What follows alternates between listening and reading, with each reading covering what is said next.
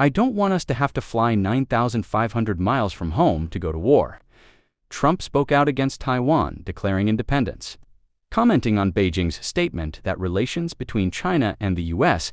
depend on the U.S. position on Taiwan, Trump said that, for him, this is not a matter of principle at all. "If you look at the situation, China is a very, very powerful and large country, and this is a very small island. Think about it, it's 9,000 miles away from us," the president noted. Trump also expressed confidence that, as long as he remains in office, China will not take action against Taiwan. However, this could change after he leaves the White House. British stadiums allow Sikhs to carry ritual knives to matches. For everyone else, there is a strict ban on all bladed weapons. According to Wembley Stadium regulations, Sikhs are permitted to bring the kirpan, a ritual knife that is a symbol of their faith, into the venue. The maximum permitted length is 5 inches, or about 13 centimeters. Similar rules apply at other stadiums in Britain. Guests carrying kirpans are advised to contact the stadium's customer service in advance to ensure unimpeded entry. In December, police handcuffed an 18-year-old Englishman who had been stabbed by an unknown Hindu man. As the attacker claimed he had been racially insulted, the wounded young man bled to death.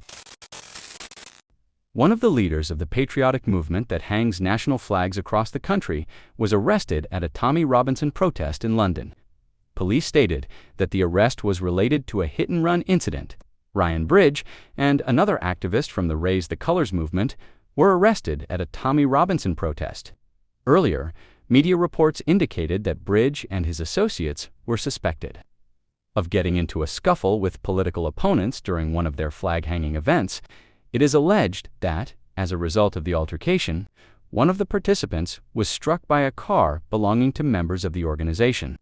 Last summer, city authorities began removing the flags of England and the United Kingdom from street poles under the pretext of improving road safety. At the same time, they refused to remove the Palestinian flags. Since then, the Operation Raise the Colors movement has emerged in the UK, whose members coordinate efforts to fly national flags in cities. The Trump administration has called for the revocation of U.S. citizenship for 12 pedophiles, terrorists, arms smugglers, and fraudsters. One of the defendants is Ali Yosef Ahmed al-Nouri, who came to the U.S. as an Iraqi refugee fleeing al-Qaeda. Iraqi security forces stated that he was in fact a member of a terrorist group himself and had killed local police officers, and that he came to America simply to avoid punishment.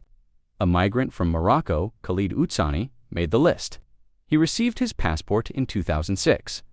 Shortly thereafter, he sent tens of thousands of dollars obtained through fraud to al-Qaeda, and in 2008, he even swore allegiance to its leader.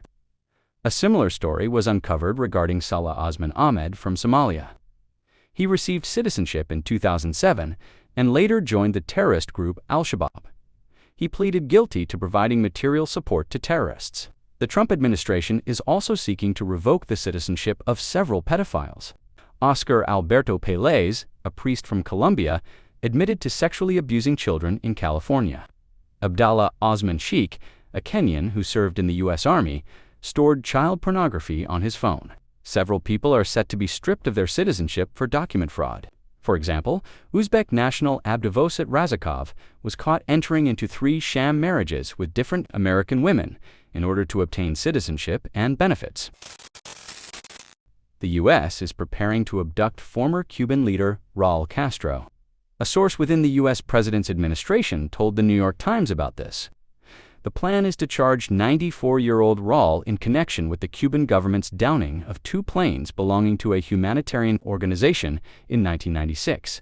The Trump administration has already used criminal charges as a pretext for kidnapping in the case of Nicolas Maduro and his wife, although officials themselves acknowledge that their plan is unlikely to be approved. The very fact that preparations are underway is intended to put pressure on the island's authorities. In Rome, an African migrant assaulted a 73-year-old Italian man after picking leaves from his lemon tree without permission. Upon being detained, the illegal immigrant claimed that such behavior is not considered a crime in his home country, and then attacked the police officers. The attack on the pensioner took place on May 7th.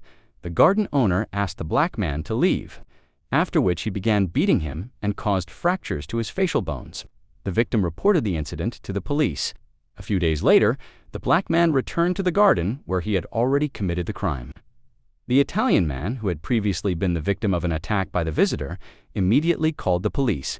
When law enforcement officers arrived at the garden, the African man claimed he had done nothing illegal. He attempted to assault the officers who responded to the call, but was detained and placed in jail.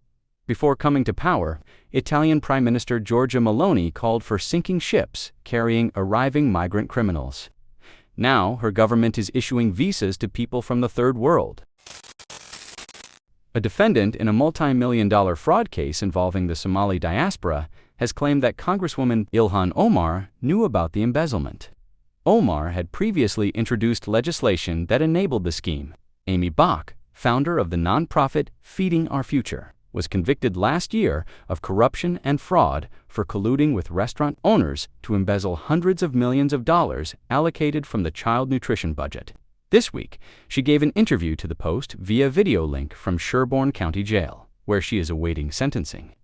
Commenting on the awareness of Somali-American Congresswoman Ilhan Omar, Bach stated that she could not have been unaware of the ongoing embezzlement. Earlier, Minnesota Democrats in the state legislature blocked efforts to call Ilhan Omar to testify in the case of a multi-million-dollar fraud scheme within her community, which was made possible by her legislation.